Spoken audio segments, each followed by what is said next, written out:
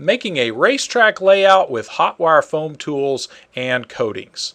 Now this is a departure from some of our regular material involving special effects and mold making, but my kids wanted a racetrack a while back and I thought that would be a good opportunity to play with some metal coatings and some Hotwire foam tools. Now to begin, I cut the basic shape of the layout out of a 4x8 sheet of foam that was 8 inches thick. And this is a more industrial type of styrofoam. This is a 1 pound density, and you can pick this up at a lot of foam packaging suppliers and places like that.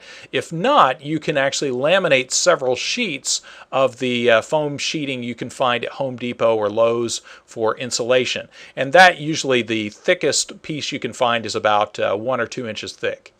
And we use the Hotwire foam bow cutter, the two-foot bow cutter. This is actually the smaller of the two bow cutters, but the nice thing about this is it makes it really easy to cut through really thick sections of styrofoam.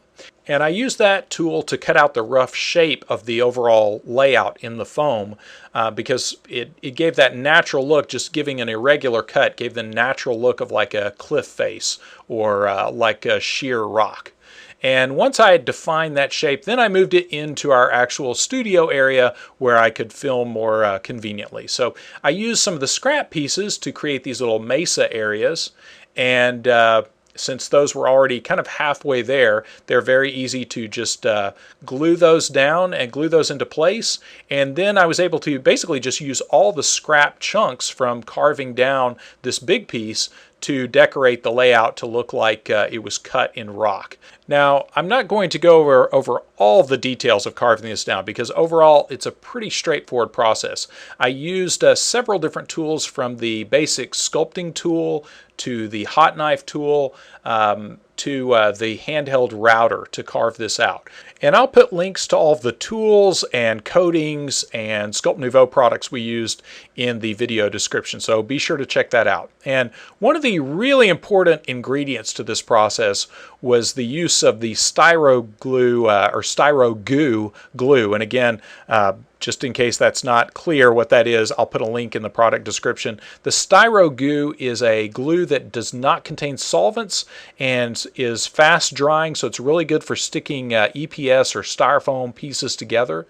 And one of the nice things about it versus different types of contact cement or glues and things like that is when it cures, you can still cut through the joint using a hot knife tool. So you don't have to worry about that getting in the way. Some glues like Gorilla Glue will glue it together, but then you wind up with a crusty spot that your foam tool won't cut through later on.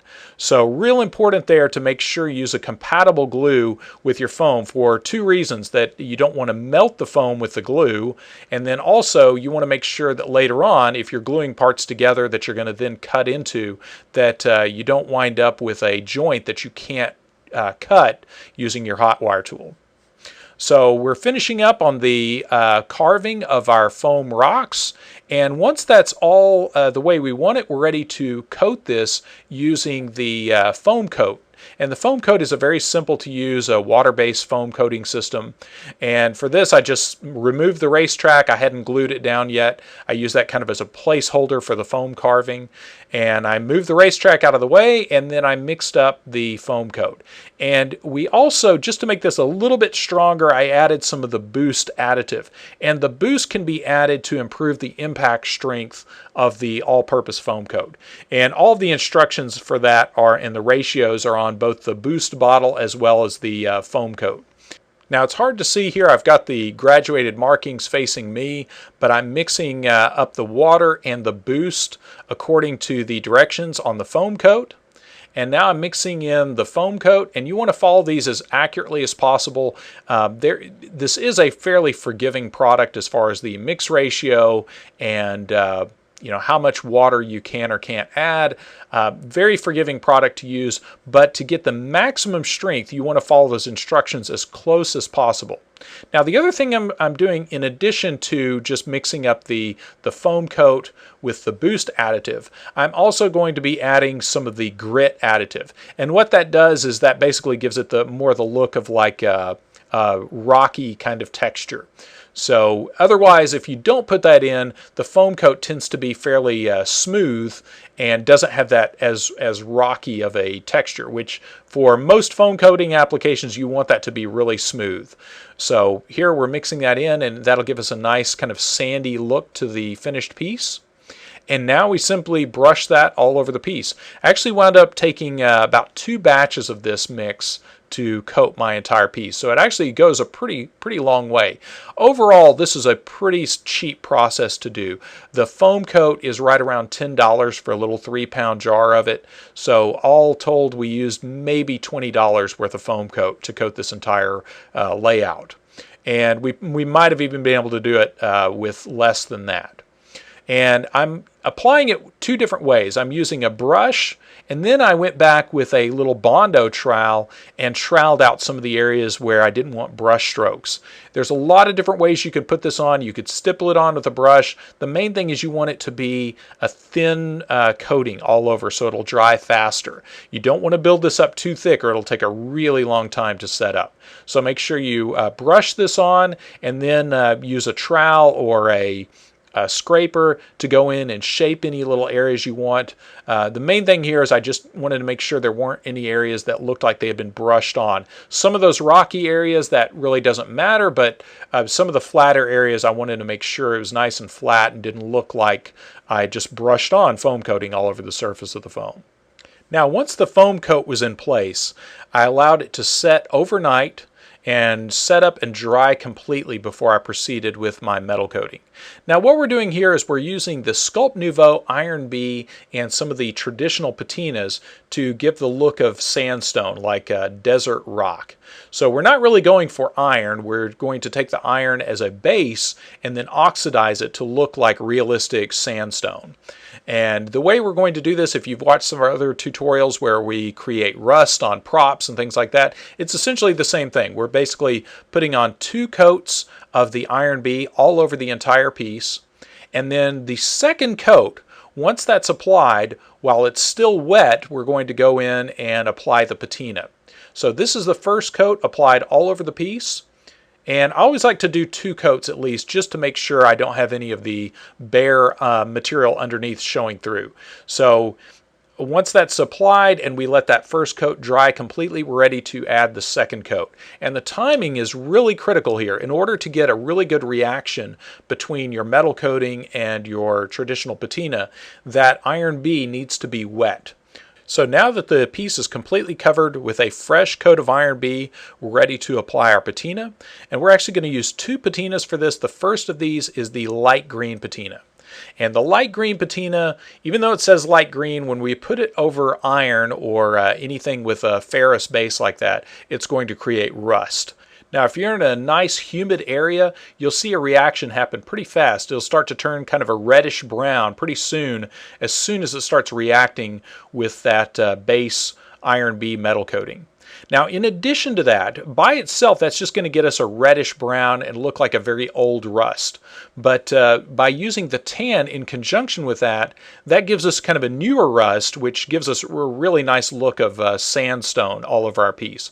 And we're going to apply that 2 different ways. We're going to both spray it on, and we're going to use a piece of torn sponge dipped in some of that in just a little Dixie cup here. And it's important to remember you want to work fast when you're working with the patinas over Iron B, because since that Iron B, you're wanting to get the patinas to react with the actual iron in the metal coating.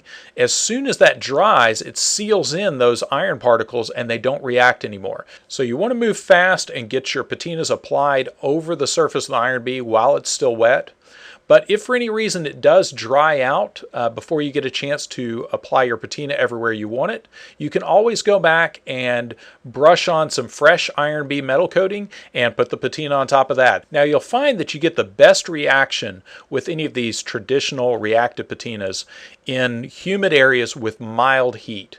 If you're working in an area that's too hot and too dry, you'll get very little reaction. Whereas if you work in an area that's too cold and too dry, dry, you won't get much of a reaction. So kind of the sweet spot there is a temperature of about 75 to 80 degrees and medium humidity. About average humidity to high humidity is ideal. So if you're in a really dry environment, sometimes it helps to actually have a humidifier in the room to help boost that reaction. Now, once you've applied your patina all over that wet iron B, you want to back off and let the reaction take place organically.